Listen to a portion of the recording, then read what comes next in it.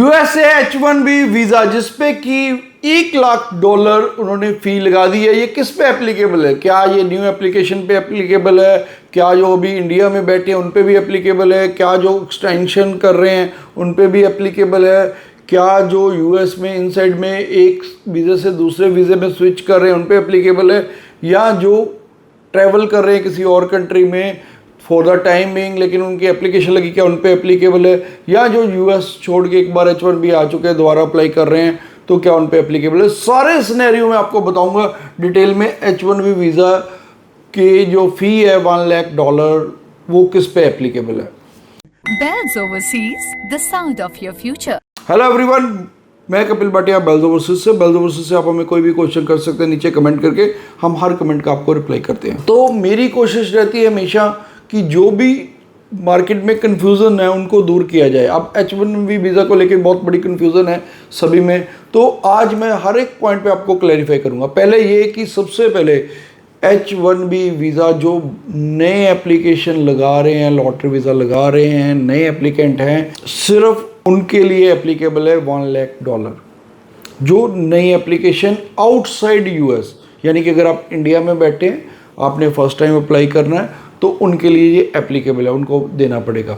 दूसरा सिनेरियो आ जाते हैं, अगर आप ऑलरेडी यूएस में हैं, आप सपोज F1 वीज़ा पे हैं तो आप उसको स्विच कर रहे हैं, F1 जो होता है स्टूडेंट वीज़ा, उसको स्विच कर रहे हैं H1B वीज़ा में, तो यस आपको बिल्कुल भी $1 लाख देने की जरूरत नहीं है। उस केस में ये एप्लीकेबल नहीं है।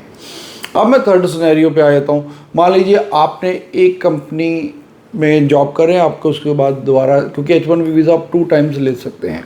फर्स्ट टाइम ये 3 ईयर का मिलता है, सेकेंड टाइम फिर 3 ईयर का मिलता है। जब आप सेकेंड टाइम स्विच करोगे तो भी ये एप्लीकेबल नहीं है, तो भी आपको ये $1 लाख देने की जरूरत नहीं है।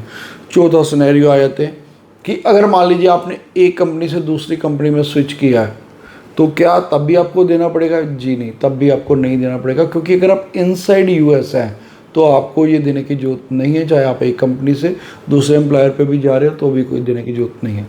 अब फिफ्थ सिनेरियो ले लेते हैं कि मान लीजिए आपने H1B अप्लाई किया हुआ है लेकिन आपने यूएस से for the time being travel कर रहे हैं आउटसाइड कहीं भी, तो भी आप पे एप्लीकेबल नहीं है, क्योंकि आपके पास ऑलरेडी H1B वीज़ा। अगर आप फिर भी कहीं ट्रैवल करके दूसरी जगह आए हुए हैं या आपके पास H1B वीज़ा है, आप वैसे ट्रैवलिंग कर रहे हैं, तो अब वापस दोबारा यूएस जाना है, आप कोई वोकेशन के लिए आए हैं, आप अपने घर में मिलने के लिए आए, तो भी ये बिल्कुल भी एप्लीकेबल नहीं है। उसके बाद ये बात आ रही थी कि एवरी ईयर देना पड़ेगा, तो ये एवरी ईयर भी नहीं है, ये सिर्फ 1 टाइम देना पड़ेगा। 1 टाइम सिर्फ जो इनिशियल स्टेज पे, वो भी एम्प्लॉयर ने देना। और सिनेरियो पे बात करते हैं कि अगर मान लो आप यूएस में थे पहले, तो आपके पास H1B वीज़ा था, आपने वहाँ पर कुछ पीरियड काम किया, उसके बाद आप वापस आ गए किसी और कंट्री में, या अपने इंडिया में आके थोड़ी देर काम कर रहे हैं, तो उसके बाद अगर आप दोबारा से अप्लाई करेंगे तो इन दैट केस आपको वो $1 लाख देना पड़ेगा। देखिए इसमें ना बहुत सारी पैनिक क्योंकि बेसिकली सबसे ज़्यादा पैनिक फैलाया जो उनके मिनिस्टर है, क्योंकि उन्होंने शुरू में ऐसी सारी बातें बोल दी